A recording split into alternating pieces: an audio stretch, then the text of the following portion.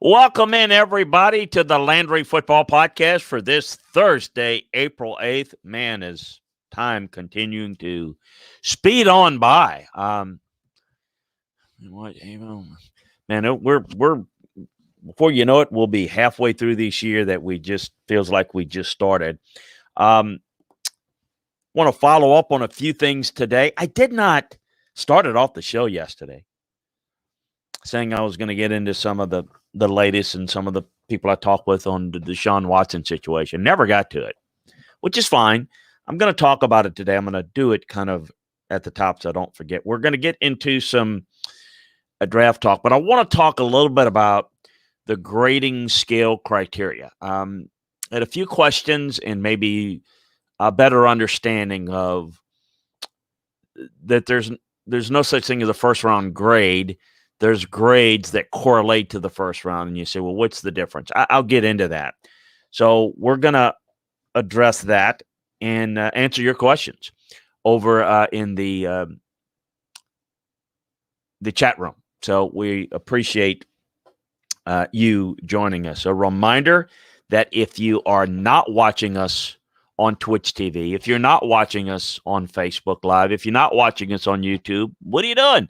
Hey, we love you listening anytime you can. We know you're busy. You've got other options. Appreciate you joining us. If you want to catch us live, though, go to Landry Football, Chris Landry Football, twitch.tv/Chris Landry Football. Go to LandryFootball.com and click follow Chris on Twitch, and it'll take you right there. So you can be watching this show live and contributing to this show live, and spread the word as best you can about the twitch.tv/Chris Landry Football.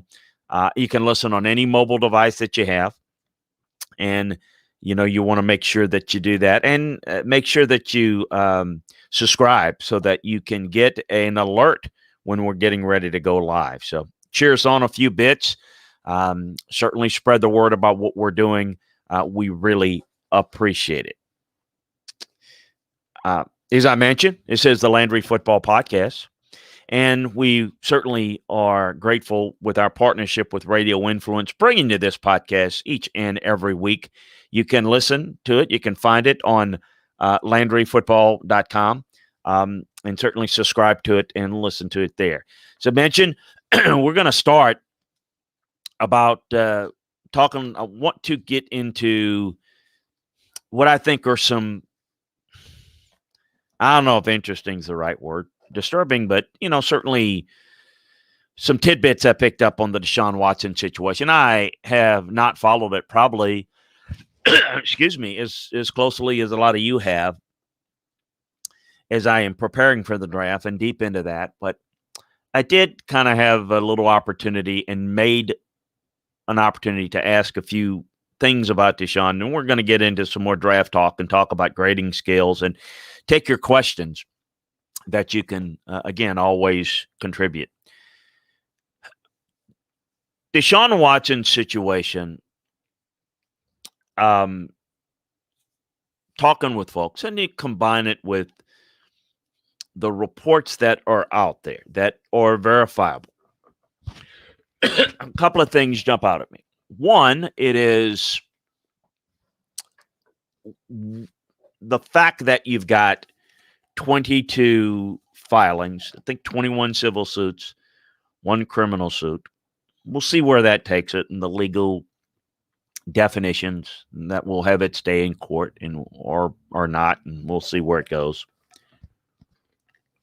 There's always some subject of somebody looking for a payday, and do you pay them off and make it go away? That's certainly what the civil suits are about, or certainly wanting financial restitution instead of criminal, which is a lot of what was a concern or, a question about whether this would go into a criminal activity or whether it would be charged with. Well, we see that it has, and we'll see where it goes.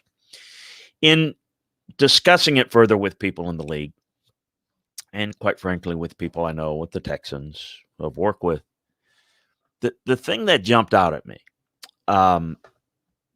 was that there were 22 people, but that there were another 18 people or so that filed a report, a letter of some sort, a document of some sort, saying that they served as a masseuse to Deshaun and there was no issue. So you've got a contradiction there, but that's not what jumped out at me. You've got 18 or you got 22 plus, say, another 20. You basically got 40 different people serving as a masseuse. That's not normal. Let me tell you a little bit how masseuse work in the NFL. It is a relatively new, and I say new, it's been around for, God, 25 years. It seems new to me. Typically what a team does, they will either hire a full-time masseuse or in most cases, they'll contract out a group, a company that may have, I don't know, 3 to a half dozen masseuses that, because you can't, with all the players and maybe the needs that they may have, time-wise, it may not marry up with the masseuse. So you need to have some other options. You don't have 40. And a lot of these guys have their own. Okay, no problem. You usually have one person, maybe a backup, and maybe a backup to the backup. So you're not dealing, if you maybe use a certain company, excuse me, they may have a half a dozen in their building. You use them, and that makes sense. You trust them, you know them. When you have 40, it sends up a huge red flag. It's almost like clubbing and trying to hook up with a different person every night. It doesn't. That's not normal.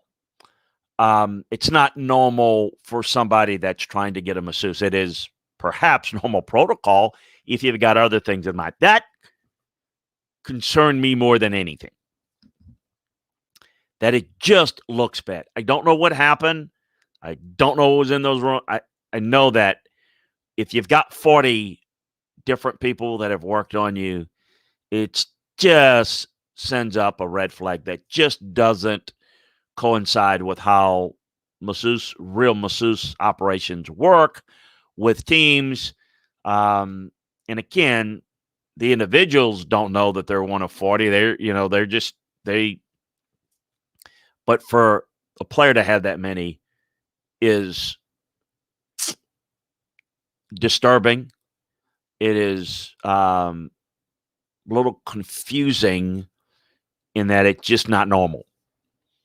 It is not abnormal for players to get their groin massaged.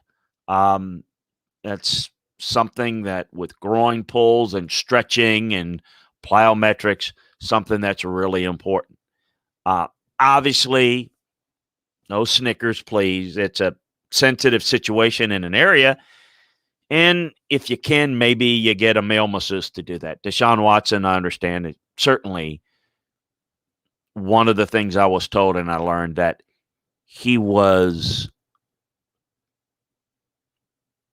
the groin area was the area that he had massaged the most. We'll let that stand on its own by a lot of different, mostly female masseuses. Now, he has since all this has come up, he has used one particular masseuse, and it happens to be a male. Obviously, he on his own or someone said, this is a bad look. This is going to come out, and so you need to change that. And so that's what happened. I don't know where to take it. There's nothing more I can really add. No one knows. I can't advance it anymore than that. But it is concerning. It is definitely concerning about why he has so many, what he's done, um, the effects of what will take place in the courtroom, what the league will do, their involvement, their gathering information. I don't know, and certainly from the reason I don't really care in the salacious details, but it does have a tremendous impact on football. You are dealing with a great football player, a very talented football player that people are going to be very interested in, and but they don't know about his availability. And so it is something that is, fastly becoming the storyline of this offseason. And while I don't really care or follow the salacious details, I thought it was something that needed to be discussed in terms of, okay, what's the details? Because the details will somewhat take you to the next step of where this might go. I'm not saying that I feel he did this, I feel he did that. I don't know. I just know that it is very unusual for the behavior to be what it is unless you're looking at a massage for more than just the intent of helping you prepare your body for workouts. Masseuses are really important. I mean, they are a increasingly important part as guys challenge their bodies, dealing a whole lot with nutrition, whole lot with flexibility, huge, important with injury recovery and injury prevention. So massages are normal. They are they're I think a required part if you're going to do it correctly in terms of keeping your body in the type of shape. But how he's gone about it, I'll tell you, is quite alarming. And I did hear the number of people, and that was an issue for me. But as I discussed and got the actual numbers of how many different masseuses that he used, there's no real reason for that. There's no reason to have that many other than you just, use that as a form, a way of social interaction with females.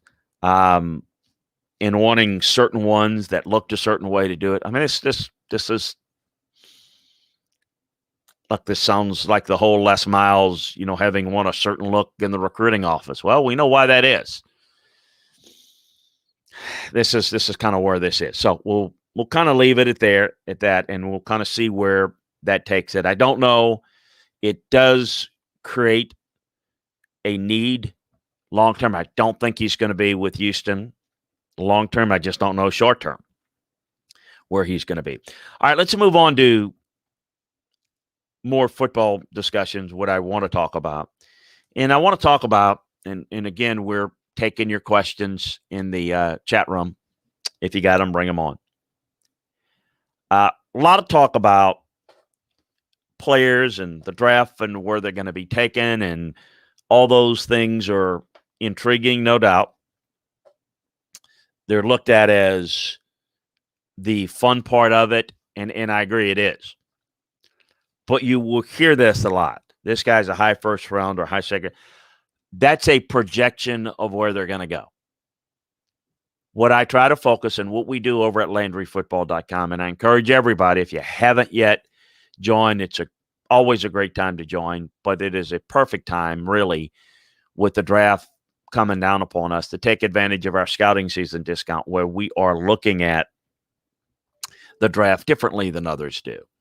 We're looking at players from the standpoint of how many guys are graded in certain tiers and where the cutoff points are, where the value is. You hear me talk about that a bunch. Well, there's a reason for that. Everyone, like they focus on 5-star, 4 stars in recruiting. In the draft, they talk about first rounders, second rounders, third rounders. Again, that's the end result of where they go.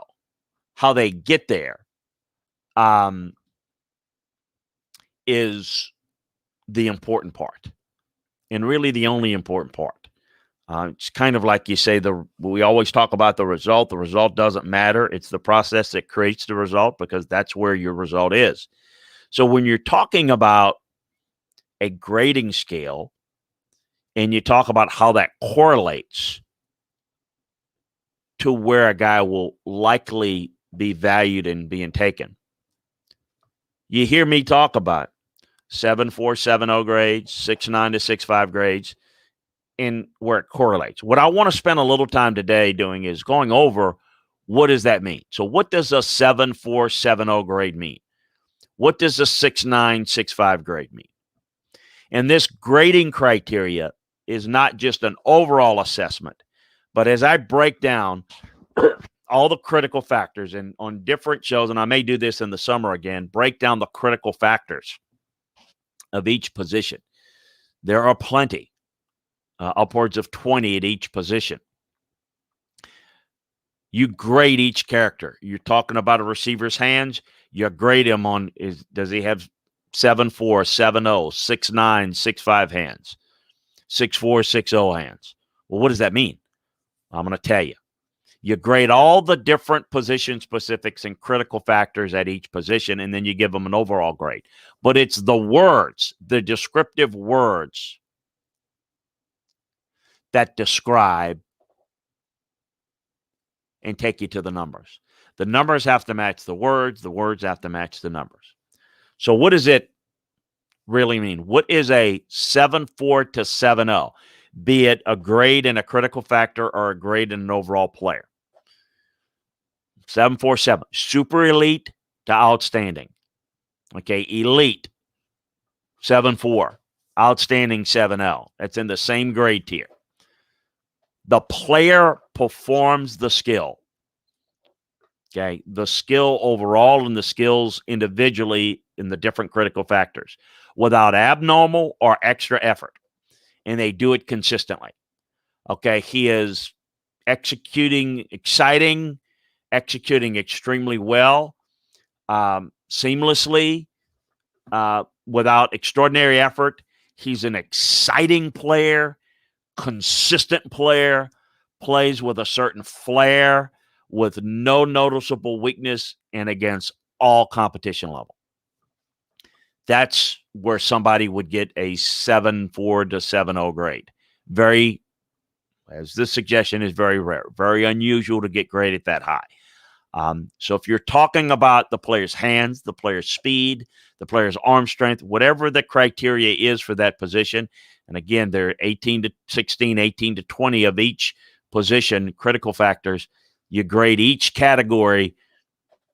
Does any of them fit into that area, 7.4, 7.0? And then you put the overall grade. And we're going to get to that and how it corresponds. Then you've got the 6.9 to 6.5 grade category. 6.9 is great. 6.5 is very good. What does it really mean? The player performs without abnormal or extra effort, but the difference is he doesn't do it all the time. He lacks some consistency in performing the skill to this level. He still performs the skill, but not to the level that we just talked about. Very definitive.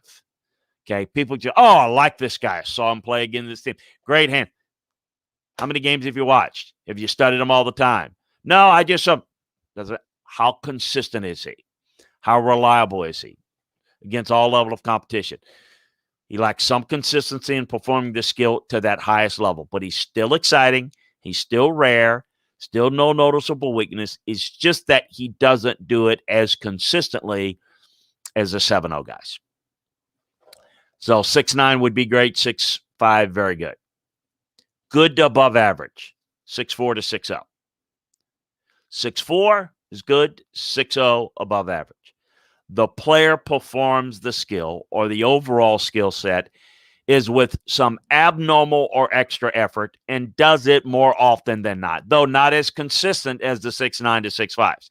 So the guy doesn't have maybe as much natural ability, but through unique qualities, extra effort, um, qualities, does it more often than not. That's the variable that maybe takes that player that doesn't fit that category athletically as the next two groups, but still has the productivity that is consistent and plays above to that level more often than not.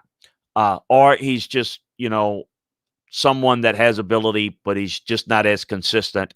And so the effort or the technique is never growing to the level where he could be to that next group. So that's good to above average. And the 6'4s are the good, the 6'4s above, 6'0s above average. Then the next grade criteria is the 5'9 to 5'5 category, slightly above average to average. The player performs the skill, but does not do it without expending extra effort. He has to have extraordinary extra effort. He has a limitation that he may overcome in time, but he'll never be able to perform it with flair, with ease, with excitement. His level of success in the skill is in direct relation up against equal or lesser competition. Good players. Again, not many players fit into the above category. Certainly not the 7'4", 7'0", 6'9", 6'5". Most players come under the categories that are certainly 6'4" and below. That's the majority of your roster in the NFL. So finding these guys that have some skills and getting them to do it more consistently than they've done it in the past, or accentuating what they do well and camouflaging what they don't do well, using them in certain situations, is the key to make a guy that's maybe more 5'9" to 5'5" and make him a better player. A Teddy Bruschi is an example of that. As a guy that had a lot of limitations, but plays above that because how he's utilized. There are a lot of players, the tons of players in the league play into that level. So those 5'9s are the guys that are slightly above average, and 5'5 are average in that particular skill. Then you have the 5'4 to 5'0 category. That's slightly below average to below average. The player performs, but only through extreme effort and certain limitations that are going to prevent him from doing it consistently and against top-level competition. 5'4 is a slightly below average. Again, 5'4 is average. Then you've got the 4'9 to 4'5. That's poor to reject. The player has a fairly large degree of deficiency in a particular skill, which prevents him from performing it most of the time. And when he does perform it, it's generally only against weaker competition. His limitation would be doubtful to ever overcome. 4'9's poor, 4'5 is reject. So it is that area that is the key to understanding grading scales and how does that translate. Now, if you're looking at it, the 7'4 to 7'0s are blue grade players normally in the league, that they're going to be high first round picks. The 6'9 to 6'5 would be first round value guys. Okay, that doesn't mean, hey, they're a first round grade. Well, they are, because they fit the category of 6'9, 6'5 that I just described. The 6'4 to 6'0 would be guys that would translate into that particular criteria that I mentioned. They would be more second round value. However, when you put a draft together, what do you have? Don't you have, if you can't say, well, let's pick the 32 best and just assume that they're, they are all first round graded. They all have to be 6'5. Well, no. You might have 15 guys that grade 6'9 to 6'5 or better. You might have 25. Rare year, you might have 28, 30. My experience is you never have 32. You don't even come close to it. You grade what the player is to a standard, and you don't try to gerrymander and say they're a first round pick. It doesn't matter if he's a first round pick. first round pick is where he's taken. It doesn't mean he is a player that fits into the grade criteria of first round. Big difference. Understand it. Really important. I've said this on several different platforms. I've said it here on this show a bunch, trying to drill that in to understand, because that's the important thing, to understand the draft and understand where the value is. And so when you look at the draft boards, which I have on LandryFootball.com, the position boards, the overall horizontal boards, really important to understand those categories and how they translate. And so hopefully that gives you an idea. We'll get into the position specifics, the critical factors for each position, and you want to see what's the most important criteria for evaluating a quarterback and a running back and the position specific. So when you're grading the critical factors, then you're grading into the position specifics. You're grading like things as innocuous as the drop quickness and balance, the setup quickness and positioning. Again, he might be a 6.5 graded player in his accuracy short. He might be more of a 5.9 guy outside the numbers. It's important to understand. That paints a picture, okay? Doesn't it? It tells you understand the grading criteria and what it means. If I tell you a guy is 5.9 throwing outside the numbers, guy is 6.5 setting up in the pocket, outside the pocket, throwing the football, he goes down to, say, a 5.5 grade. That tells you, but you can't just say it. You've got to describe it. Describe. Don't tell me that you like a guy. Don't tell me that you don't think he is good throwing it outside the pocket. Tell me how you came to that conclusion. Describe it. So now when you're describing all the different critical factors and position specifics on a player, now you come with an overall grade. Well, what's the overall grade? Well, what is the most important critical factors for you, your team, in a quarterback, in a cornerback, in a slot corner, in an outside backer, whatever the case may be? What's the most important critical factors? You take the most important critical factors and you take the grade, how you grade those players in the most important critical factors, and that's where the player has greater value. That's why and how draft boards look a lot different. That's why somebody who's 15th on somebody's draft board is 35 or 40 on somebody else's, because they value certain things in a position more than others. Therefore, this player is very good and a very good fit, not as good. We talked about Mac Jones of Alabama on a show yesterday. And we talked about, he's not worthy of this or that. To whom? Overall, does universally the league, everybody, consensus think that he's somebody? I'll give you a little peek into my draft board. I gave him a 6.4 grade. He might go number 3 to San Francisco. So make it wrong for San Francisco to take him? No. It just because that's wouldn't necessarily what I wouldn't do for most teams, it doesn't mean that it's not going to work for an individual team. For example, if you are building an offense where, look, your focus is going to be a clean pocket.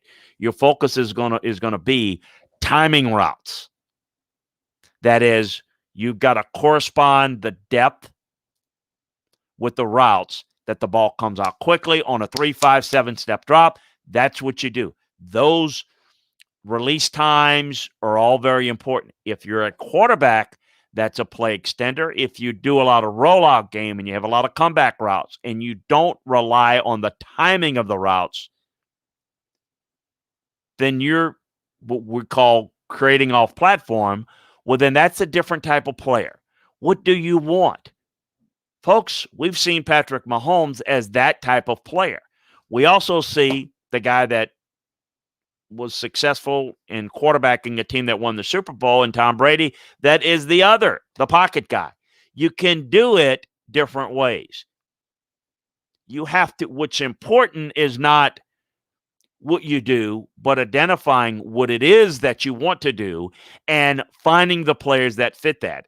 And very often, what happens in the evaluation process is that we're going to take this guy because we're going to run this and this is what we're going to be. And it doesn't work. So Mr. Owner says, or Mrs. Owner says, we're getting rid of this coach. And well, the new staff comes in and says, well, we don't want to do that. So the guys that we invested draft picks in, whether it's quarterback, any position, they don't really fit what we want to do. So we got to rebuild it.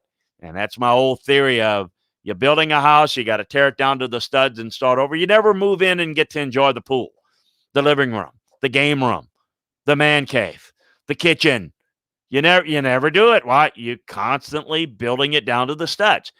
So the really important lesson is how to properly evaluate, how to properly build on the one umbrella of football. What are we going to be? Let's be committed. Let's be on the same page. Let's build towards that, because you can take a player. If you take a Mac Jones and you put him in a situation and you're going to rely on him being quick decision maker, balls come out quick, accurately, and you build a good pocket, he can be real successful. If you don't have a good offensive line, he's not a guy that's going to be able to go out and create. So under pressure, he's going to falter. He won't be nearly as good. Well, Chris, he's only good because he's in college, because he's got a good pocket, a lot of weapons. He's good because he has a clean pocket and he operates there. So you see what he can be. And you see how he can execute in college, and those transferable skills are there, provided you provide the same framework. If you cannot do that, if you don't have a good offensive line, if you don't work off the 3, 5, 7-step drop back in the pocket scheme, you're not going to be as effective. You're going to do more rollouts, not going to be as good. Not as good doing that outside the pocket. You bring pressure, different. You take a different guy. You take a Justin Fields, more creative outside the pocket. He causes a little bit more problems for the defense with his athleticism, but he's not as functional at getting the ball out on time, working in the pocket. Why? Because that's not what he does. They don't use him that way. Necessity is the motherhood of invention. You would not roll out Tom Brady or Peyton Manning a whole lot, because that's not what they do. They're Hall of Famers. They're great, but that's not what they do outside the pocket. So do what they do. Use the right tool in the right way. Don't try to take somebody and change their technique, change their style, and think you're going to get the same result. It just doesn't work that way. I mean, a certain ingredient may make a meal taste fabulous. But you take the wrong combination of ingredients, you could stink up a meal in the worst way. I've done that. That's the important part. Well, this guy's the best receiver. This guy's the best quarterback. This guy's the best this. I like this guy. I think he should be taken here.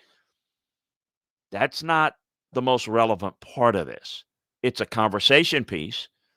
Talking heads don't really see and understand a lot of these things because they've never been in there. They don't know how to build a team. They don't know how to evaluate players. They don't know how to build a grading scale. They don't know how to train scouts. And they don't know. They basically listen and take information and take a conglomeration of information and come up with a philosophical approach. Let's take this guy. Let's take that guy. Let's do it this way. Let's do it that way. And it's a hodgepodge. It's no rhyme or reason. Like this guy. Let's do this. Let's do that. Let's sign this guy. Let's have him do that. Change the technique. You put him in a different role. All of a sudden, it's a bust. Well, why does the guy bust? That's why he busts. Yeah, there's maybe injuries, maybe lack of motivation comes into it. But very often it's you take a guy and you put him in a different situation. Look, if you want to nail your fence, it's best to use a hammer. I mean, I guess you can use another tool. It's not what it's made for. It's not the most efficient. It's not the smartest way to do it. Use the right tool in the right way, the way it's intended. It's common sense. Yet the lack of understanding of exactly how to do it, the right way to do it, is getting lost more and more as we have less and less football people that are making decisions. Those things are really important to understand. And they're really important as you start to figure out who your team's going to take. So the moral of it, if we want to stick with the theme of, is Mac Jones the right pick for the Niners have to make that decision, right? If you take him and you build a team around him with the idea of this is what he is and this is what we're going to do with him, sure, it can work. It can work, and he could become very successful. And no one's going to care that they took him 3rd or 23rd or 33rd. If they don't do that, and they don't protect him, and they don't do the things that you need to do to make him successful and to accentuate what he does well, yeah, it's a waste of pick. You've made a mistake. But he's not any good. Well, he's not any good. He's good at certain things. He's not good at all things. The same thing applies to all these quarterbacks in this draft, frankly. The other quarterbacks that are talked about the most have a lot of ability. But their skill sets are different. And so in the age of, if you want more mobility, if you want to create outside the pocket, if you want to create some out-of-platform situations, well, then you're going to see the other guys as a little bit better. And you should. That's what they are. It's not, who's the best quarterback? For whom is what I ask. For whom? What are you doing with them? What do you want to run? And I'm using the quarterback example. That applies to every position. Who's the best running back in the draft? Well, how do you want to use them? What are you looking for? The best running back in the draft, feature running back is Najee Harris. He can do things out of the backfield. He can be effective as a blocker. He can be a power runner. He's got underrated speed. But if you're not going to run him downhill, if an exorbitant amount, would he be? And I'm not talking about need because they addressed it last year. Najee Harris would not be the best running back on the Kansas City Chiefs board. He would not be. And he should not be. Because their offense, you would not utilize his skill sets in that offense as well. Travis Etienne would be the better, higher graded player on the Chiefs board. Doesn't mean that I think Travis is a better player. Najee's a better player. Najee could, on the Ravens board, on the Titans board, would be the best running back on the board. Now, I'm not saying the Titans would take him. They've got Derrick Henry. Doesn't matter if they take him. He still would be rated higher. What is he? Who's the best receiver in this draft? There are 3 guys the same grade at the top of the board, on my board. They're 3 different guys, and they do different things. What's the best player? Well, it does depend. I think that you can stack them a certain way as certain guys are built different, profile different, play different positions, receiver positions. Who do you think is better? Do you want to have a DeAndre Hopkins? You think DeAndre Hopkins is better or Tyreek Hill? Who do you like better? Who do you think's better? Because I'm going to tell you, you talking about apples and oranges, they're completely different. They play a different position. They have a different role. I think certainly in the pro personnel grading system, they've graded out relatively equal, but completely different. So if you're looking at this draft, Jamar Chase is the best big receiver. Tougher. You like DJ Metcalf, you like the bigger guy. You like a more athletic Anquan Bolden that can run. Jamar Chase is a big receiver that can high point the ball. He's got good speed. He plays the X position. That's what he is. He can line up and play Z. Probably the first receiver off the board. They're a little bit tougher to find those guys. That's how I've got him stacked. I've actually got him graded a little bit higher than the other 2 because the size, strength factor puts him on a little bit of a different level and a little bit of a different tier. But if you've got that guy and you think he's, first of all, if you've got that guy, you can get another one, draft another one. But if you're looking at Devontae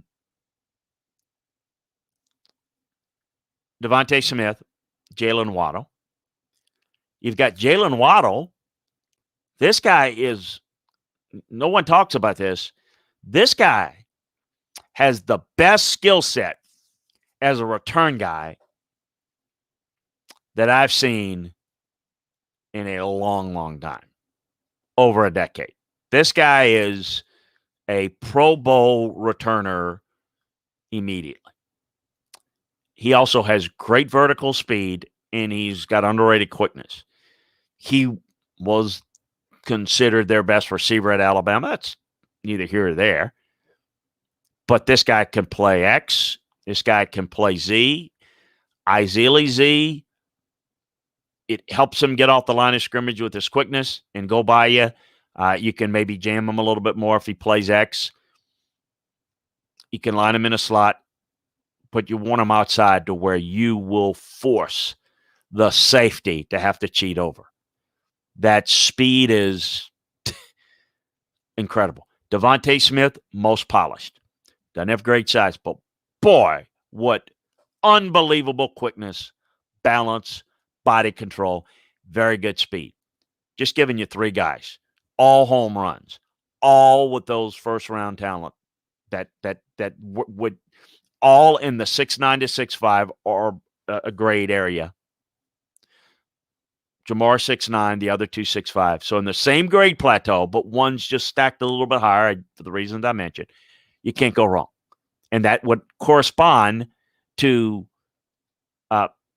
first-round grade. But, so you say, well, first-round grade, yeah, that's technically true. But you don't just say, I like that guy, he's the first-rounder.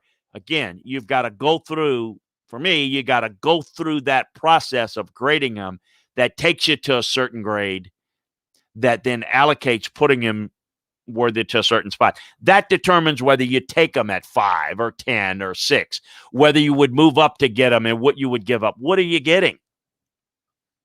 Things are really important. I mentioned before, I drafted Javon Curse. Javon Curse was they used him at inside backer at Florida. They used him in a lot of places, played everywhere. But, that wasn't how we were going to use him. What I was evaluating and what I wanted was the length, the speed, the get off to be an edge rusher, a terrorizing edge rusher. That's what I saw. I liked him so much, I didn't want to fool around and run the risk that somebody else would take it. I was not successful in moving up. He fell in my lap. He fell in our lap. We were very lucky, and he was a great, great pass rusher for us. But it's the transferable skill sets. What were we looking for? When I said, look, well, we were going to make this move, I said it, and coaching staff, hold on. We're not taking this guy until we clearly define how we're going to use him and what we're going to do. It's none of this Harry High School BS where we take him in and he's got to learn 5 different drops immediately to get on the field, and we're going to play him at 2-3 different spots. Let him come in, put his rear end in a wide 5 or 7 technique, and attack the quarterback. Yes, there are other things we can learn and grow with. Utilize what he can do well. He's worth taking at 16. He's worth going up to get as a pass rusher. If you take that guy and you don't use him properly and he's all over the place, what are you doing? Now the same player, the same pick, is a wasted pick. So, again, the coaching staff, front office on the same page, because a lot of times what just happens and it doesn't work. The pick doesn't work. Why? Because what I said we were going to do with them and how we're going to do in the justification of taking them at a certain spot ends up being utilized differently. and it's a waste. It's a waste. You know, I'm not going to take Kyle Pitts and say, he ain't getting on the field till he learns how to block. Jiminy Christmas. The guy's a receiver. The guy's a weapon. I'm going to find a way from a inline Y to a Y flex to get him on the field and utilize his skill set. Does he need to improve his stalk and stay ability to be a crack block? Absolutely. Positioning, understanding, those are things he needs to improve upon, because now when he can do that, when he's a weapon on the field, and then you end up running a pre-snap motion and he comes down, and he doesn't have to be a great crack blocker, but he gets in the way, that frees up somebody opening. It opens up your whole playbook. But you have to understand, this is why we're taking him. He's not a tight end. He's a weapon. So take him. This is how we use him. Use them correctly. Very often, players are not utilized correctly. Sometimes they can't get on the field because the guys are lazy. The guys don't work hard. They feel they've arrived once they've been drafted. Then they don't do as much. Well, you got a problem. That's why we spend so much time. What's the guy's motivation? Does money motivate him? If money motivates you, oh, man, if that's the only thing that motivates you, then you got a problem, because when they get the money, then what motivates them then? You hope that more money, and you hope that the next contract, but being great is a desire that's in and of itself important. I don't want any player to not want to be motivated by money. I want them to be motivated by money, because money is a big orange carrot for these guys, and it's an important part. And we will reward guys that play, show up, and are impacts. So if you do that, then you're going to get paid. But you got to do that all the time, and your ability to get paid is going to depend on your consistency. What did I just say? What's the difference between the 6'9" and 6'5" and the 7'4" and 7'0"s? What's the difference between the 6'9" and 6'5" and the 6'4" and 6'0"s? Often the 6'4" to 6'0"s, they do it. But what? They don't do it as consistently as the next group. Why? Do they have some physical limitations that allow them to do it sometimes against certain opponents and not against others? Is it a motivational issue that, boy, some days they feel great, another? It's no different than any other position. What separates the great salesman from the really good one? The guy that gets up and is motivated to absolutely own the day in sales. The guy that's a great salesman that has a great quarter that says, man, I'm good. That guy is not going to be great. I understand. Things change. You get a family. You want to spend more time with them. I'm not being critical, but I am being analytical, and I am evaluating. And for a player that suddenly is not motivated once they're comfortable, becomes an issue. And sometimes they don't reach that level, that next grade level that they have the potential to reach, but they don't do it. That's why we're so specific, and it's why I'm such a stickler to it. There are a number of factors that determine whether a guy has it, but there's also the physical and the tangible parts that will determine the ceiling of a guy's ability and where they can get it done. So really important to understand. So again, I kind of started and I used, because the storyline seems to be, who the Niners are going to take. They're going to take Mac Jones. Oh, my God, I can't believe they're going to do it. Well, it doesn't need to be a consensus. It doesn't matter if 25 other teams wouldn't take him in the top 10. Doesn't matter. If they take him and they do a good job with him, they can have success. Who cares?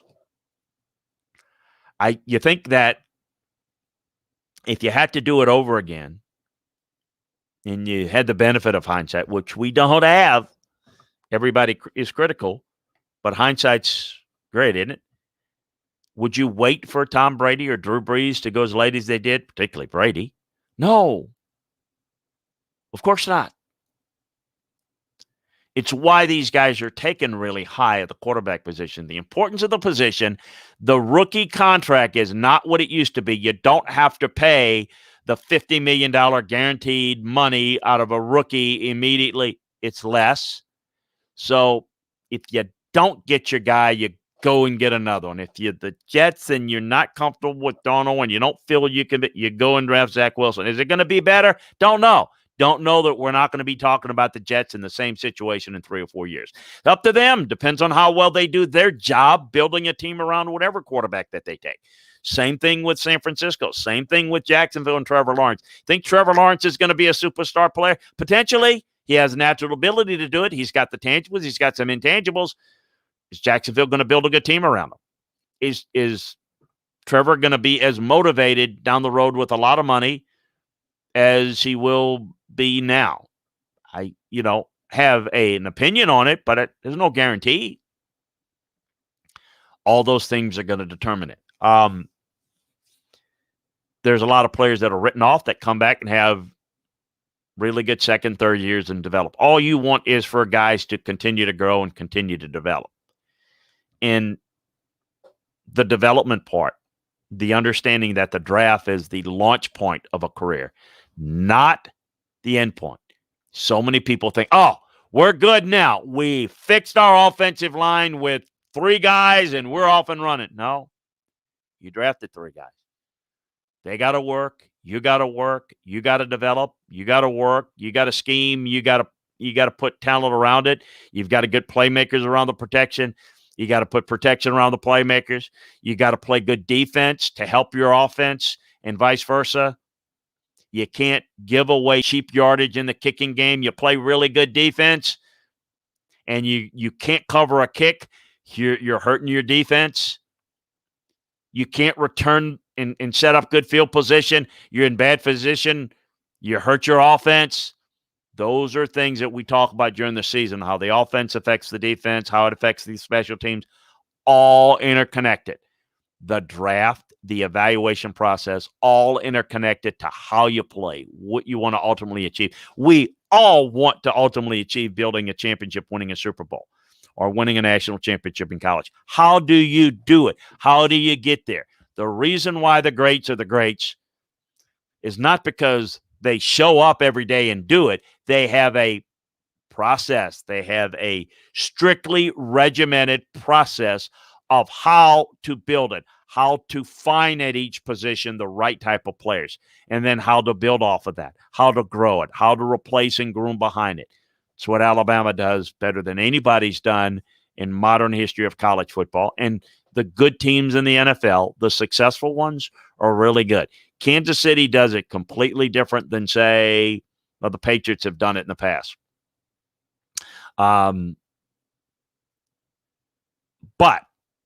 it's not how you do it.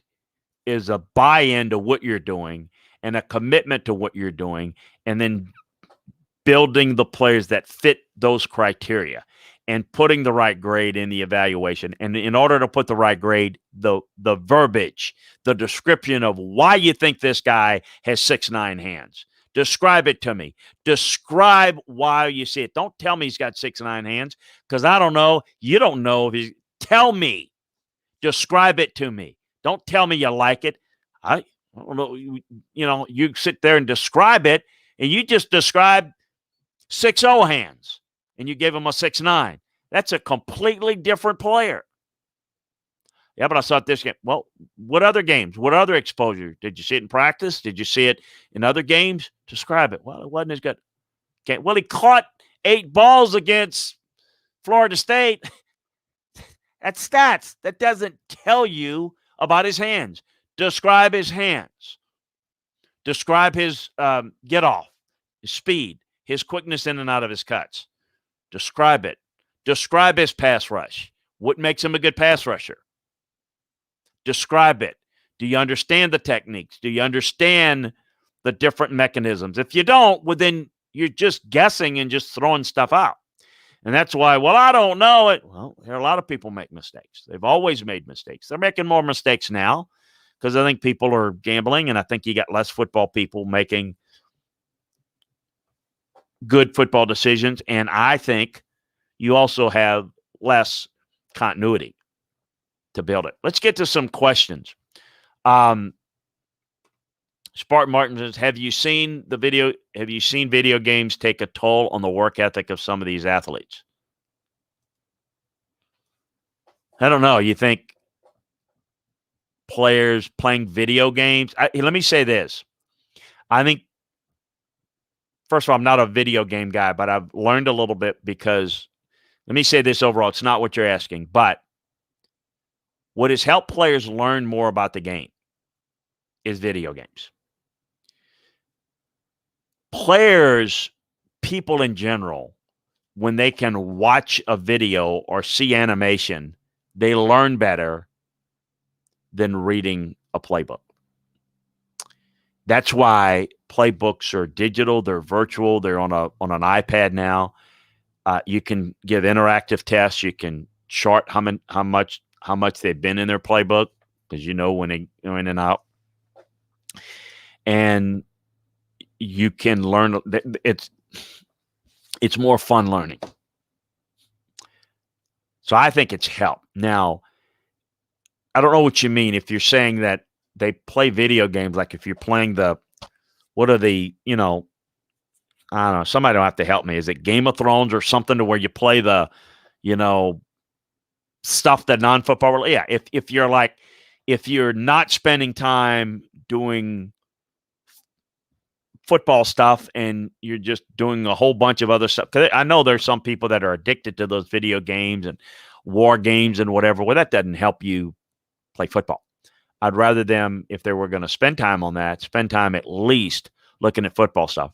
Preferably try to make football. Non-video games is what you're talking about. No, I don't know. I mean, I think it's part of the thing.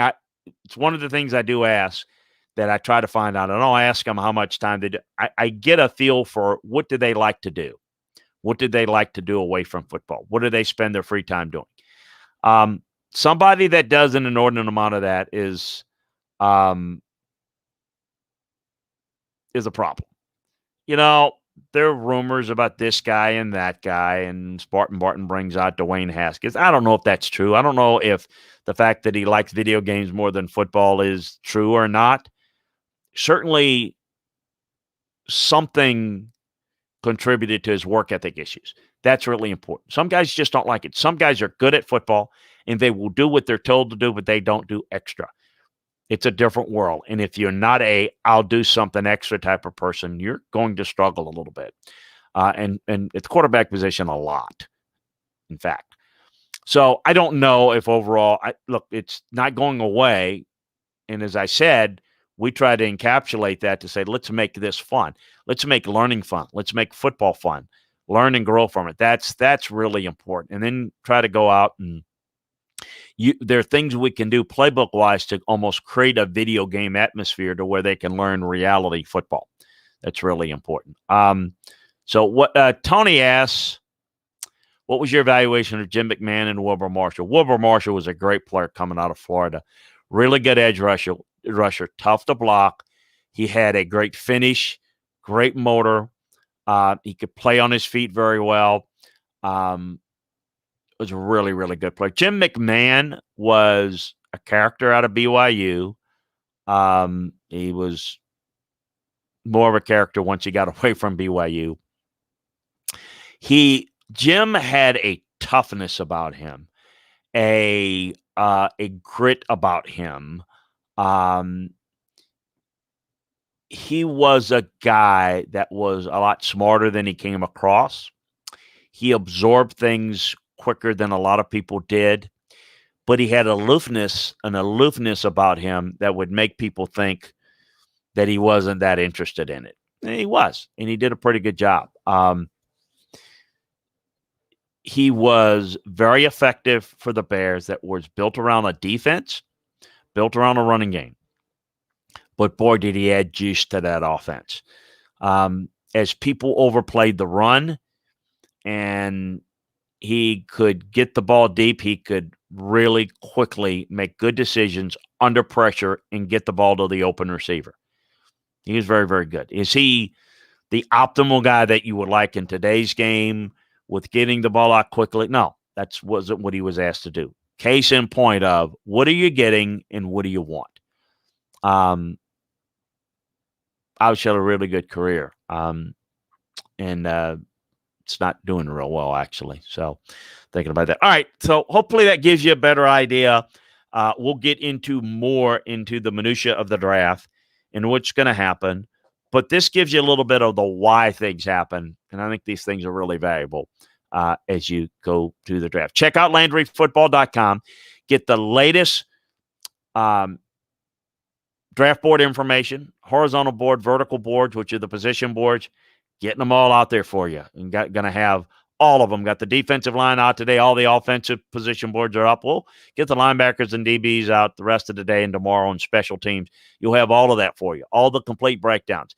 NFL, the way NFL teams do it, we take a lot of what we do for teams. Again, these boards are universal, but they will vary how I would recommend a player. Just like I tell you the example of the running back with maybe Kansas City versus Baltimore, how they would have those guys ranked differently, and I gave you the reason why. Those are the really important parts we try to get to you. So you get a lot more of that information over at LandryFootball.com. All the latest information, college football, NFL, recruiting, the draft, free agency, you name it. In season, scouting season, we got it for you. Take advantage of the scouting season offer. Folks, it's less than $10 a month. It's even cheaper than that if you take advantage of the year scouting season offer. So check it out today. If you like football, you're going to love LandryFootball.com. It's like having your own scouting department at your disposal for less than a magazine subscription. So check it out. We'll talk to you next week on another edition of Landry Football Podcast. Talk to you next time, everybody.